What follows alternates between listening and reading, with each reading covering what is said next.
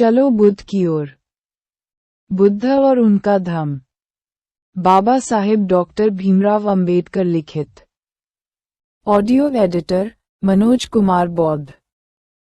नमो बुद्धाय। सोच विचार में गहरी डूबी हुई अपने कमरे में बैठी थी।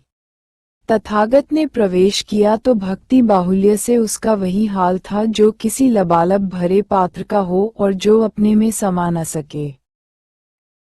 6. वह ये भूल गई कि उसका स्नेहभाजन महामानव बुद्ध है, लोक गुरु है, सत्य का महान उपदेष्टा है। उसने बड़े जोर से उसके चरण धरे और जोर जोर से रोने लगी। 7. लेकिन जब उसे इसका ध्यान आया कि शुद्धोदन भी वहां आ गया है तो उसे लज्जा आई। वह उठी और बड़ी भक्ति भावना सहित एक ओर बैठ गई। 8. शुद्धोदन ने यशोधरा की ओर से बोलते हुए कहा, इसका यह व्यवहार कुछ क्षणिक भावना का परिणाम नहीं है। इसने बड़ी गहरी भक्ति का परिचय दिया है।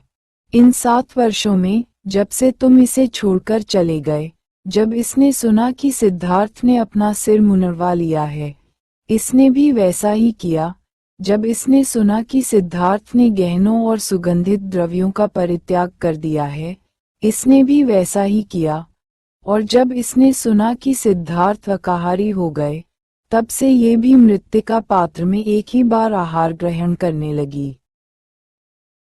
9. यदि यह क्षणिक भावुकता नहीं है तो ये सब इसके साहस की ही परिचायक है। 10. तब सिद्धार्थ ने यशोधरा को उसके महान पुण्य की याद दिलाई और उस महान साहस की, जिसका परिचय उसने सिद्धार्थ की प्रव्रज्या के समय दिया था। उन्होंने कहा कि जब वे बोधिसत्व की अवस्था में बुद्धत्व प्राप्त करने के लिए प्रयत्नशील थे, उस समय उसकी पवित्रता, उसकी कोमलता तथा उसकी भक्ति ही उनका सबसे बड़ा संबल सिद्ध हुई थी। यह उसी का कर्म था और यह महान पुण्य का परिणाम था। 11. यशोधरा की वेदना वचनों से परे की बात थी, किंतु उसने जो धीरता और वीरता दिखाई, उसने उसके आध्यात्मिक उत्तराधिकार को 4 चांद लगा दिए और उसे भी अनुपम पद प्रदान किया। 12. तब यशोधरा ने 7 वर्ष के राहुल को एक राजकुमार की तरह सजाया और बोली।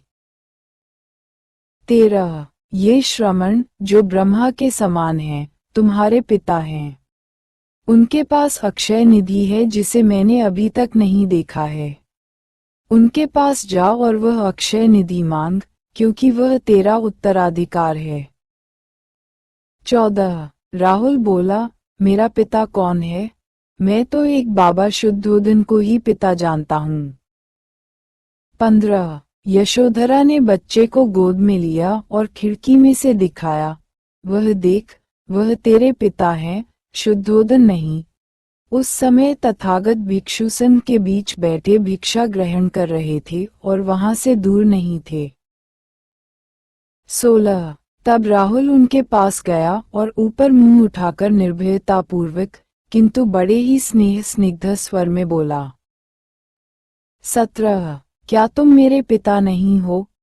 और उनके पास खड़ा खड़ा ही कहने लगा, श्रमण, तुम्हारी छाया बड़ी सुखकर है। तथागत निःशब्द रहे। 18. जब भोजन समाप्त हो गया, तथागत ने आशीर्वाद दिया और महल से विदा हुए। राहुल पीछे पीछे हो लिया और अपना उत्तराधिकार मांगता रहा। 19. राहुल को किसी ने नहीं रोका, न स्वयं तथागत ने ही। 20. तथागत ने सारपुत्र की ओर देखा और कहा, राहुल उत्तराधिकार चाहता है, मैं उसको यह नाशवान निधि। 118. बुद्ध और उनका धम्म। बुद्ध और उनका धम्म। बाबा साहेब डॉक्टर भीमराव अंबेडकर। ऑडियो संपादक मनोज कुमार बौद्ध। नमो बुद्धाय।